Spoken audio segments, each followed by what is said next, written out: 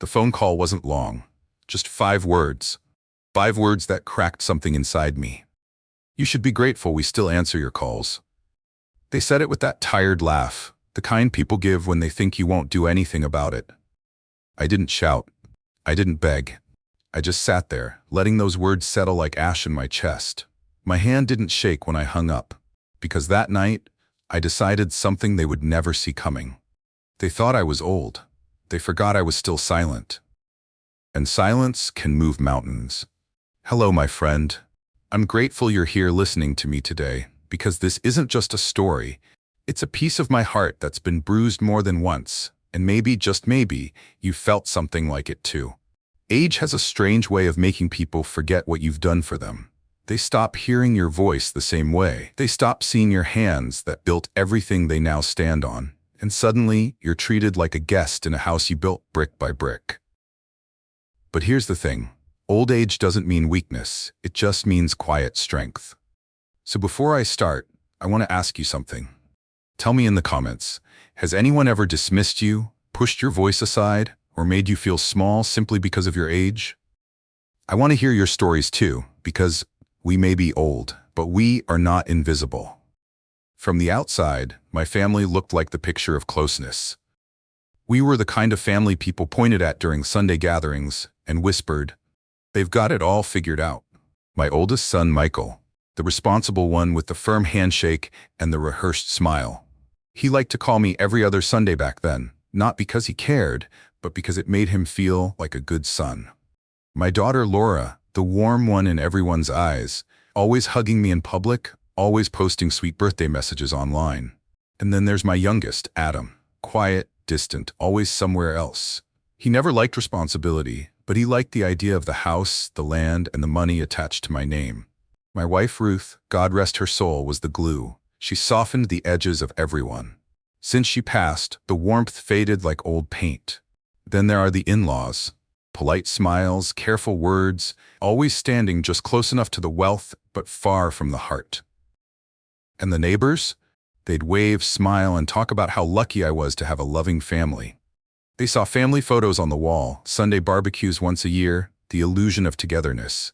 But underneath it, there were cracks only I could feel. Michael handled me like a task to check off. Laura loved me, but she started choosing silence over truth. Adam started treating me like a number on paper. And the in-laws?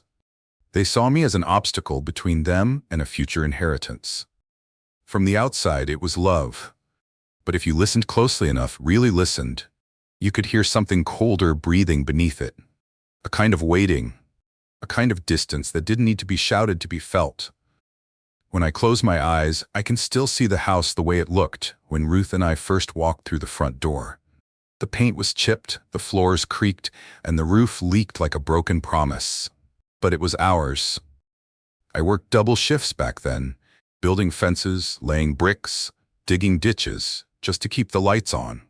Ruth would bring me sandwiches, wrapped in old newspaper, and I'd eat them on the porch with my muddy boots still on, because there wasn't time to rest when you were trying to build a life for people you loved.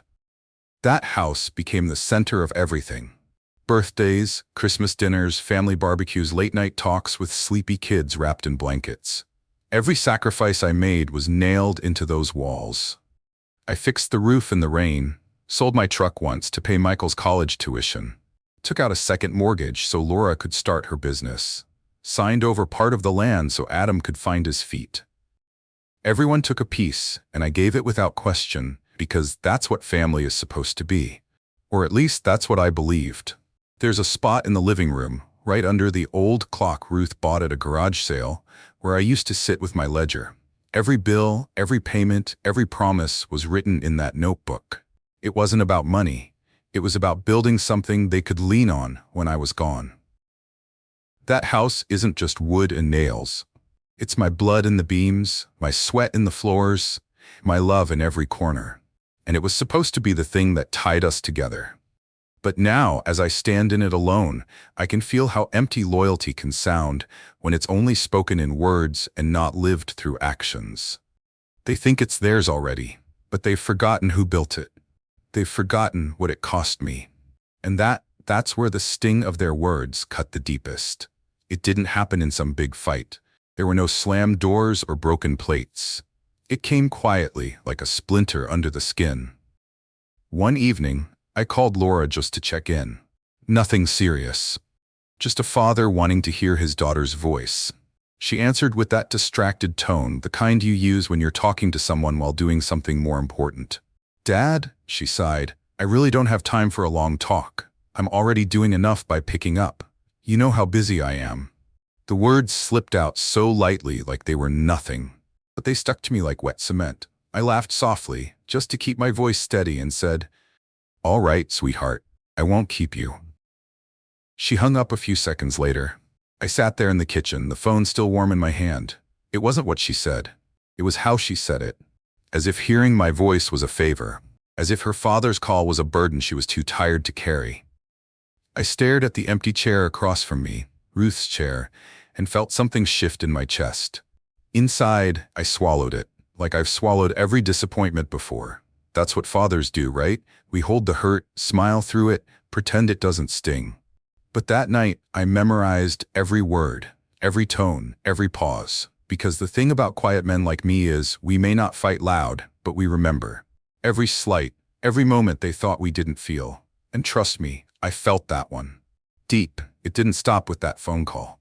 Little things started stacking up like bricks on my chest. The kind of moments that don't seem like much at first glance but cut deeper every time. A week later, Michael and his wife came over for dinner. I made the same pot roast Ruth used to make, the one he used to beg for as a boy. He barely touched it. Spent half the meal scrolling on his phone, answering messages. When I asked about his work, he gave me that distracted nod, the kind people give when they've already decided they don't care. Then his wife looked at the house, my house, and said with a little laugh, "When we finally move in, we're definitely tearing down this old kitchen. It's too stuck in time." They spoke about it like I wasn't sitting right there. Like the walls I built and the roof I patched were already theirs. I smiled politely, but inside I felt the ground shifting under my feet. Then came Adam. He stopped by one afternoon, not for coffee, not to ask how I was doing, but to hand me a stack of property documents. "If you just sign this, Dad, it'll make things smoother when you're, not around." He said it like we were talking about the weather. No hesitation, no shame. He even tapped where I should sign with his pen, like I was some clerk at a counter. Laura, the one who used to be soft, started sending messages only when she needed something. "Dad, can you cover this?" "Dad, you know the family house should be split evenly, right?" She talked like everything was already decided, like I was just a signature standing in the way of their plans. Each moment seemed small, but together they tightened around me like a rope. The dinner, the property talk, the entitlement in their voices. They didn't see me as a father anymore, just a bank. A title. A man living in a house they'd already claimed. I said nothing. I just sat there, listening, nodding, letting them dig their own hole without even realizing it. Because quiet doesn't mean weak. Quiet means watching. Quiet means remembering. Quiet means the storm is building where they can't see it yet. And mine was building fast. I started noticing the cracks not because they were loud, but because they were quiet. Subtle. Easy to miss if you weren't paying attention. But I've lived long enough to know when something's not right. It began with whispers. I walked past the living room one Sunday after dinner, and I heard them. Michael and Laura. Their voices were low, but not low enough. "Once it's in our names, we can finally do what we want with it," Michael said. "I just hope he doesn't drag this out," Laura replied. Their words were casual, almost bored, like they were talking about moving furniture around a house they already owned. I stood in the hallway, invisible in my own home, my hand tightening around the doorframe. Then small things started going missing. A file from my desk. A bank statement that I swore I'd placed in the top drawer. When I asked Michael about it casually, he laughed. "Dad, maybe you misplaced it. Happens with age." He said it lightly, but I heard the edge underneath. The same edge that cuts deeper because it's wrapped in a smile. One morning I got a call from the bank. A friendly reminder about a signature they received but couldn't process because it wasn't mine. I didn't say anything on that call, but inside me, a quiet fire sparked. Someone had tried to move something behind my back. I checked the safe that night. Everything looked untouched, but I knew better. I've spent years reading small details most people miss. A slight shift in how papers were stacked, a key turned a quarter inch too far. Someone had been in there. Someone I raised. I sat in that dim living room, the only light coming from Ruth's old lamp, and felt the air change around me. It wasn't just disrespect anymore. This was greed, and greed moves in silence. And right there, in that silence, I made myself a quiet promise. Whatever they were planning, I would find proof. And when I did, I wouldn't raise my voice. I'd raise my hand and sign everything away from them. The night I found it, the house was quiet enough that I could hear the clock ticking over the mantel. I wasn't looking for trouble. I was just tired of feeling like something was crawling beneath the surface. I went to the study, opened the bottom drawer of my desk, and there it was, a folder I'd never seen before. Tucked behind the old tax files, inside were photocopies of legal documents. My name, my signature. Only it wasn't my handwriting. It was theirs. My children. The same hands I once taught to hold a spoon had signed my name like it was nothing. They'd tried to transfer part of the property and a joint investment account without me. I sat in my chair, the papers spread out like wounds on the desk. My hands didn't shake. My breath didn't quicken. I just stared at the ink, at their betrayal written in neat, practiced lines. Then, as if the night itself wanted to speak, I heard a notification sound from Laura's forgotten tablet on the counter. A group chat. Words lit up the screen. Michael, if it all moves over smoothly, he won't even notice until it's done. We just have to keep him quiet. He trusts us. I didn't make a sound. I took a quiet photo of everything. Every line, every message, every signature. And then I carefully put everything back exactly the way it was. No confrontations. No raised voices. Not yet. I walked back to my chair in the living room, turned off the lamp, and sat in the dark. They thought I was old. They thought I wouldn't see it coming. But what they didn't know was that silence isn't surrender. It's the moment before the storm. And I was already holding the proof they didn't even know I'd found. I sat there in the dark with their betrayal sitting right in my hands. My own children, the people I once held on my shoulders, had signed my name like it meant nothing. And the worst part wasn't the papers. It was the quiet way they did it. No hesitation, no guilt. Just plans. I didn't storm into their homes. I didn't call to scream.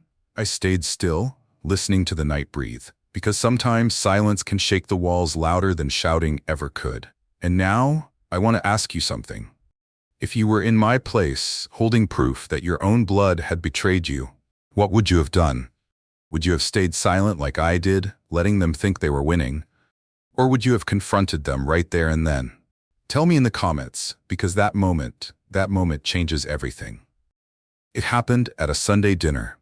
The house smelled like rosemary and roasted chicken, but the warmth wasn't real anymore. It was a performance. Everyone was there. Michael with his perfect buttoned shirt, Laura with that nervous smile, and Adam tapping on his phone like the world revolved around him. I sat at the head of the table where I always did.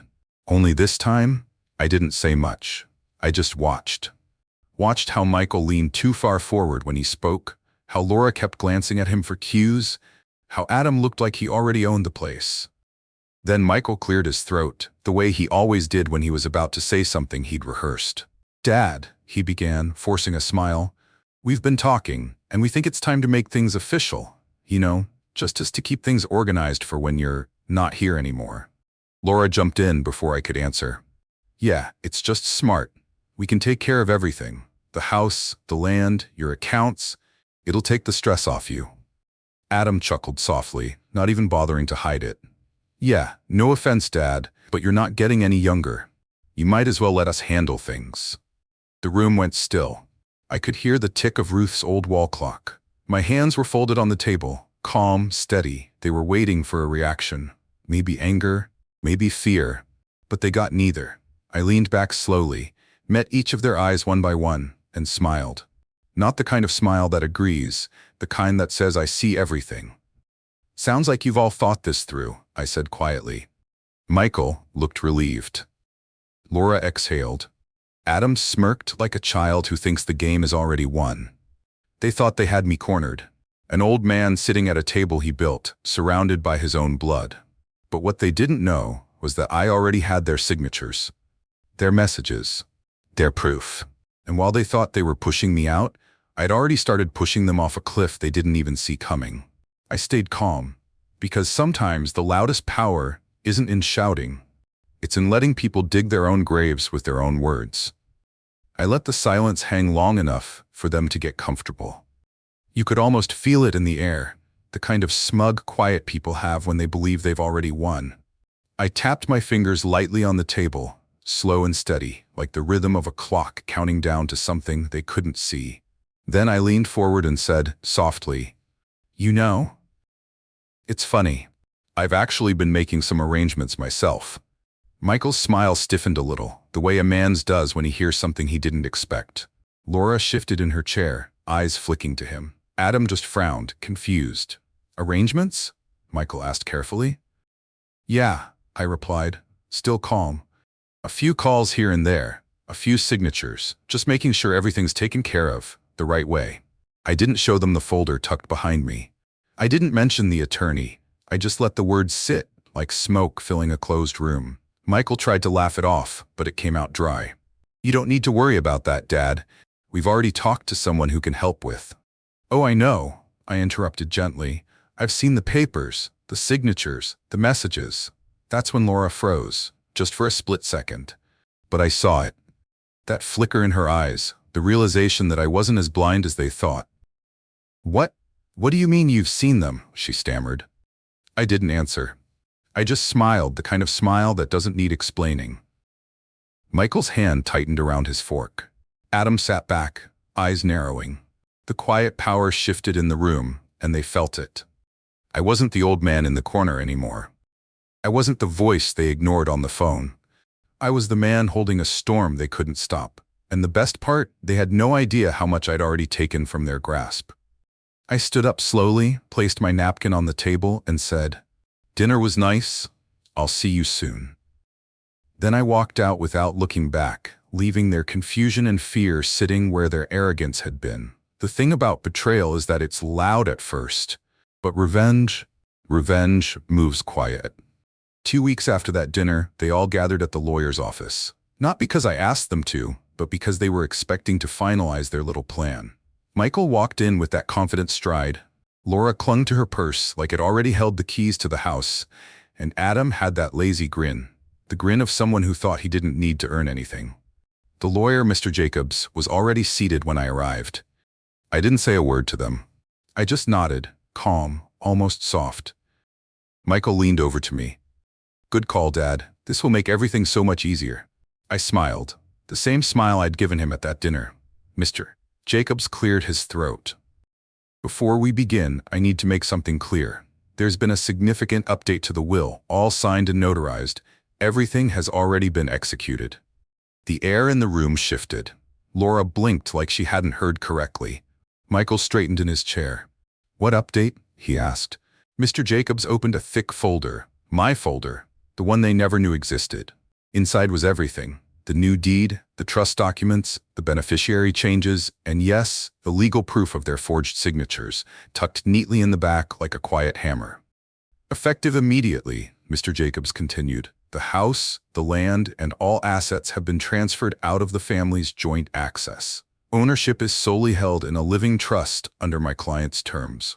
Upon his passing, everything will go to the Children's Foundation and a designated private beneficiary. None of the children are listed as heirs." Silence. Real silence.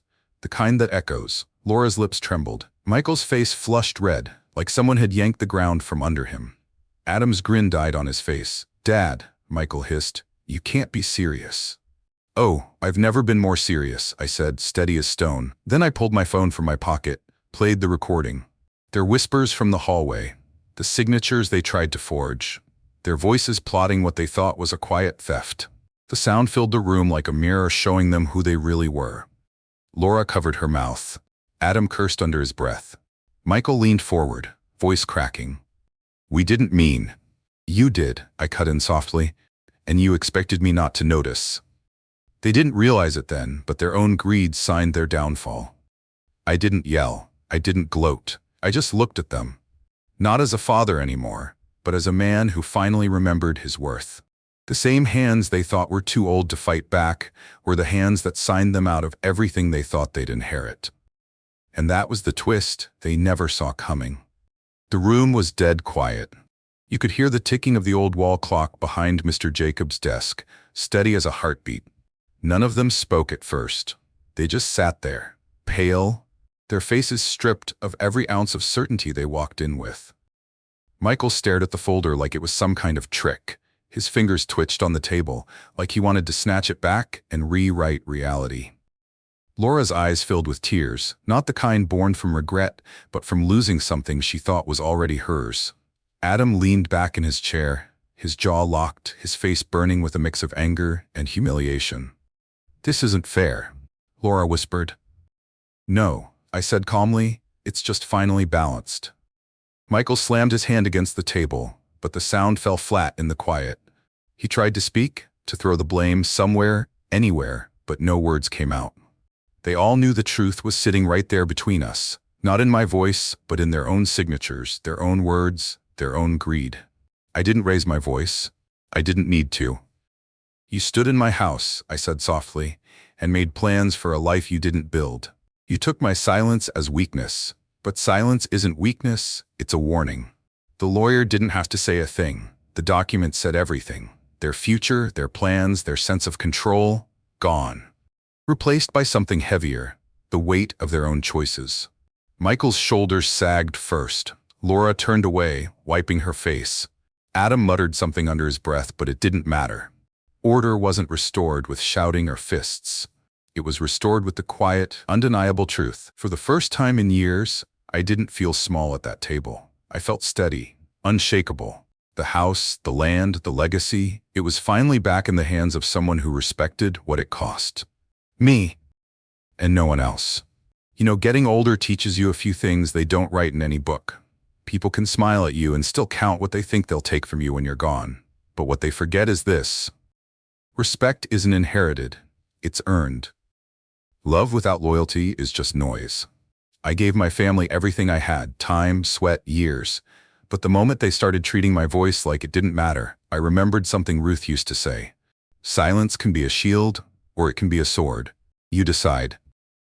I chose silence, not to surrender, but to strike where it would be remembered. This isn't about revenge, it's about worth, and no one should ever have to beg for the respect they already earned. Thank you for sitting with me through this story. I know it wasn't an easy one to tell, and maybe for some of you, it wasn't an easy one to hear. If you've ever given everything to people who turned around and treated you like a burden, then you know exactly how heavy silence can feel.